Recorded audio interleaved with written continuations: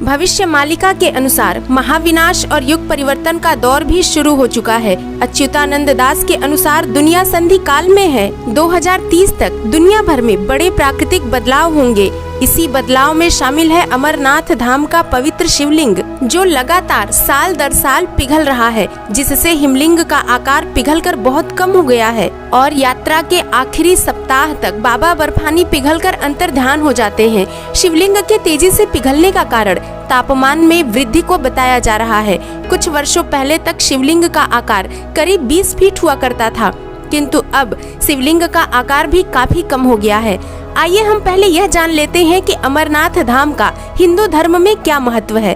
फिर यह भी जानेंगे कि भविष्य मालिका में बाबा बर्फानी और उनके अंतर्ध्यान होने की भविष्यवाणी कब और क्यों की गई थी। बाबा भोलेनाथ की अमरनाथ यात्रा 30 जून से शुरू हो जाती है। बाबा बर्फानी के नाम से मशहूर अमरनाथ धाम का इतिहास सदियों पुराना है। माना जाता है कि भगवान शिव ने माता पार्वती को अमर होने का रहस्य यहीं पर बताया था।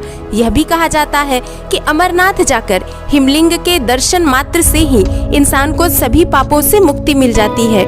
यह यात्रा काफी कठिन है। इसमें 5 पड़ाव पूरे करने पर ही बाबा बर्फानी के दर्शन मिलते हैं। यह यात्रा काफी रहस्य और रोमांच से भरी हुई है। इन 5 पड़ावों का अपना अलग ही महत्व है। ये पड़ाव भगवान शिव को आपके साथ होने का एहसास करवाते रहते हैं। श्रीनगर से 96 किलोमीटर दूर स्थित पहलगाम अपनी खूबसूरती के लिए पूरी दुनिया में जाना जाता है।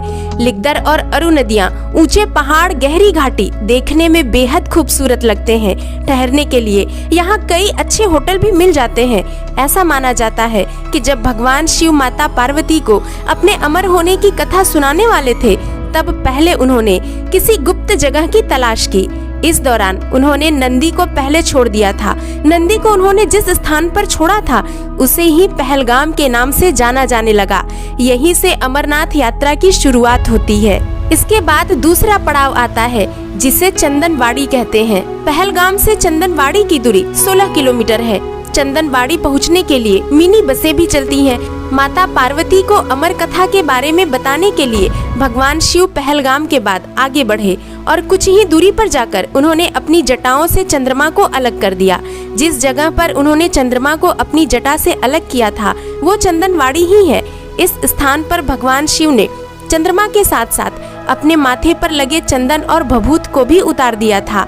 यहाँ आने वाला हर यात्री अपने माथे पर मिट्टी लगाकर ही आगे बढ़ता है। इसके बाद तीसरा पड़ाव आता है, जिसे पिस्सू टॉप भी कहा जाता है। कुछ ऊंचाई पर पड़ता है यह। ऐसा कहा जाता है कि यात्रियों की चाल पिस्सू जैसी हो जाती है, इसी वजह से इसे पिस्सू घाटी कहते हैं। ऐसी भी मान्यता है कि एक बार देवता और राक्षस भगवान शिव के दर्शन करने के लिए इस जगह पर आए थे, परंतु पहले आगे बढ़ने की जलन ने देवता और राक्षसों के बीच युद्ध छेड़ दिया।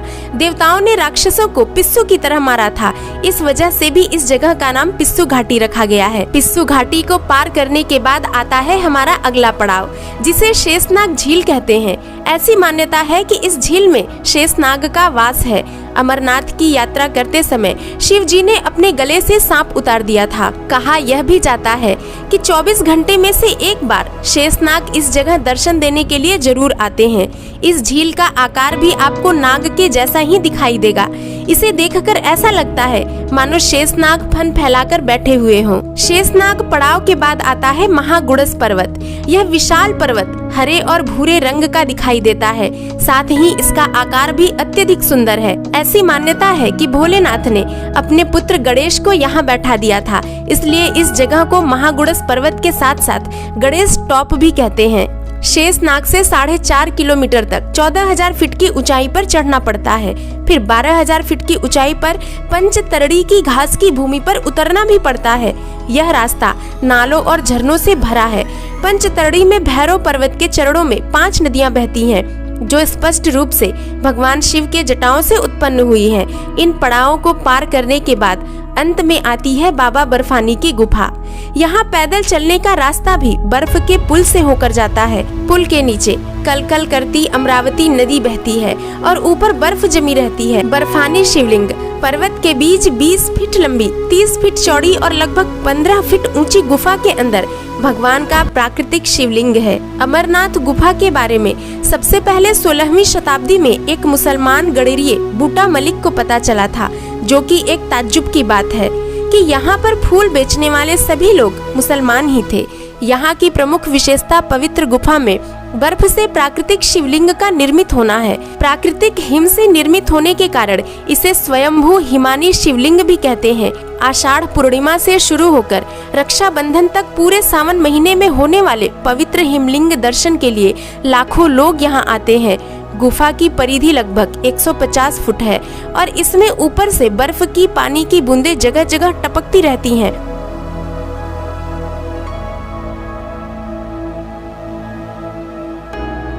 यह एकमात्र ऐसी जगह है जिसमें टपकने वाली हिम बूंदों से लगभग 10 फुट लंबा शिवलिंग बनता है। चंद्रमा के घटने बढ़ने के साथ साथ इस बर्फ का आकार भी घटता बढ़ता रहता है। श्रावण पूर्णिमा को यह अपने पूरे आकार में आ जाता है और अमावस्या तक धीरे धीरे छोटा होता जाता है। आश्चर्य तो यह है कि यह शिवलिंग ठोस बर्फ का बना होता है, जबकि गुफा में आमतौर पर कच्ची बर्फ ही होती है जो हाथ में लेते ही भुरभुरी हो जाती है। मूल अमरनाथ शिवलिंग से कई फुट दूर गणेश, भैरव और पार्वती के वैसे ही अलग अलग हिमखंड हैं। जनश्रुति तो यह भी है कि इसी गुफा में माता पार्वती को भगवान शिव ने अमर कथा सुनाई थी, जिसे सुनकर शुक शिशु शुकदेव ऋषि के रूप में अमर हो गए। गुफा में आज भी श्रद्धालुओं को कबूतरों का एक जोड़ा दिखाई दे जाता है। उन्हें शिव पार्वती अपने प्रत्यक्ष दर्शन देकर मुक्ति प्रदान करते हैं। उड़ीसा के महान संत अच्युतानंद दास और उनके साथी 4 संत, जिसे पंचसखा भी कहा जाता है, उन्होंने पुराने मंदिरों, देव स्थानों से संबंधित कई महत्वपूर्ण भविष्यवाणियां की हैं। कलयुग के अंत का संकेत चारों धाम और प्राचीन देवस्थानों से मिलेंगे, जिनमें अमरनाथ भी शामिल है।